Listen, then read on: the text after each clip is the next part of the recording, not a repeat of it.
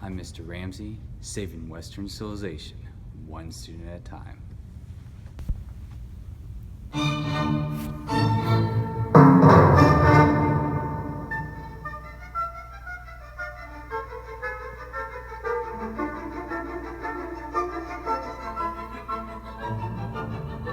In our last lecture, we were discussing how the Soviet Union was invaded by Nazi Germany and his Lebensraum plan, and the operation was called Operation Barbarossa, and that the Japanese sneak attacked Pearl Harbor, causing the United States to enter the war.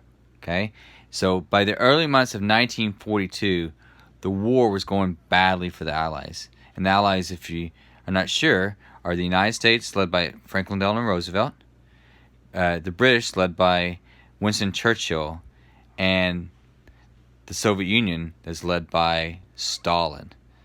So you have that.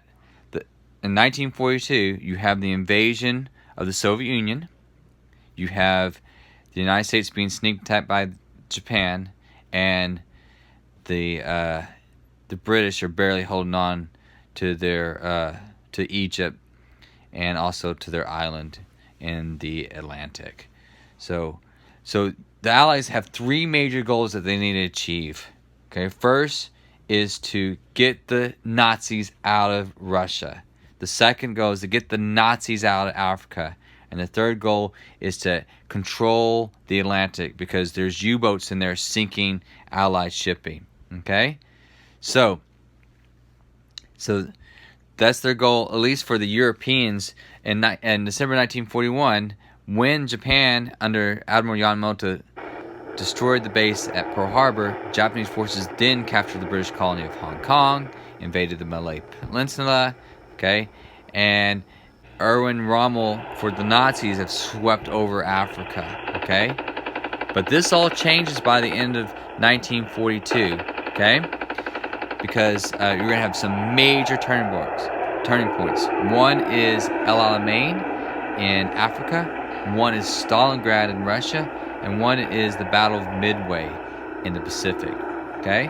But before we get to that, okay, we have to talk about a couple of things that were going bad. One positive in 1941 in May is that the British actually sunk the German battleship the Bismarck, okay, and damaged it. The Bismarck sustained at least 8 torpedo blows, and this helped the British gain control of the Atlantic. They also going to use the United States convoy system to gain control of the Atlantic. So that was the first major goal that they achieved, is controlling the Atlantic, okay, by 1942, okay? Then on August 22nd, 1942, the Germans attacked Stalingrad, which was a major industrial city near the Volga River, okay?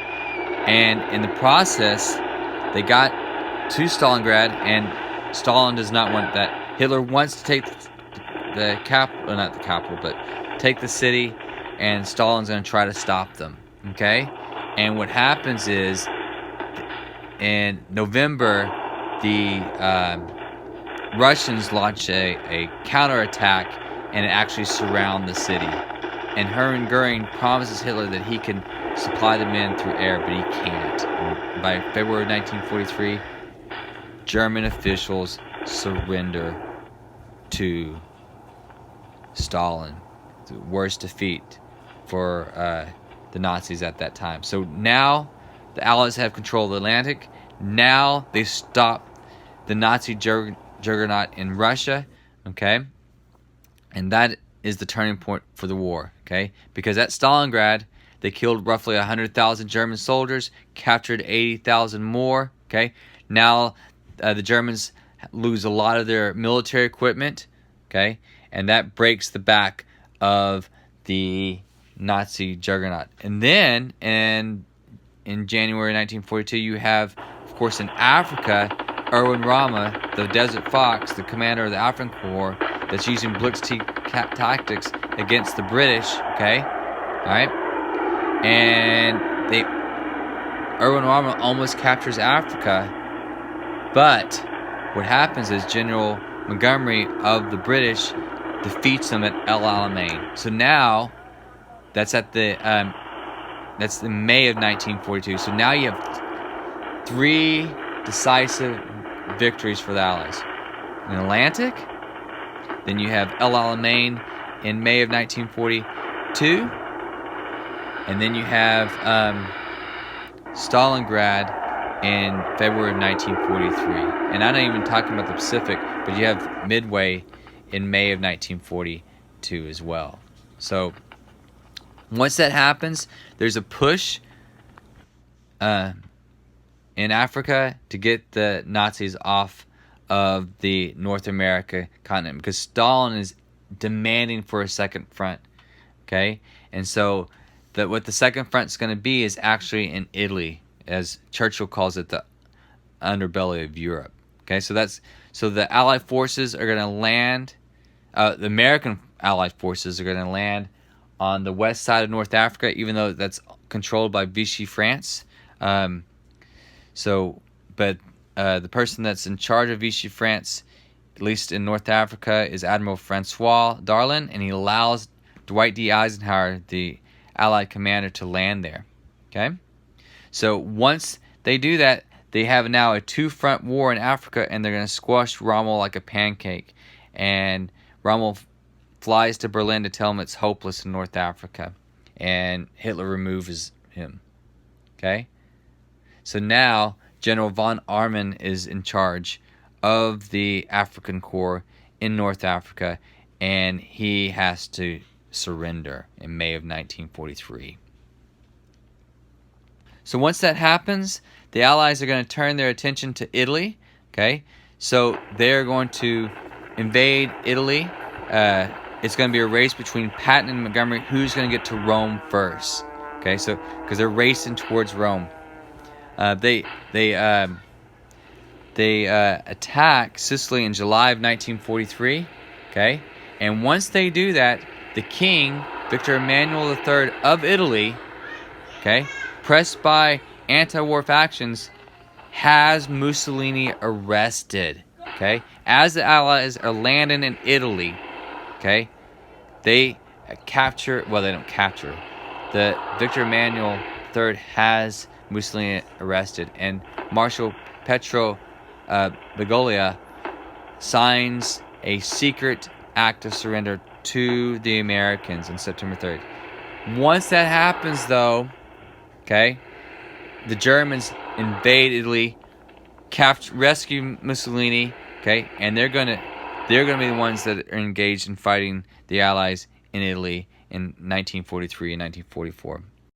During the 1944 campaign, the Americans and the British bombed Monte Cassino, a famous monastery. It was the exact monastery that Benedict of Nursia started in the monastic movement in the 5th century.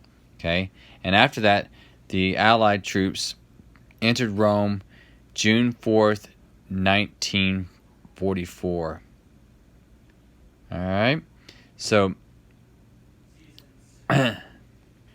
let's turn our attention to the Pacific War. Okay, so that's what's going on in the European theater.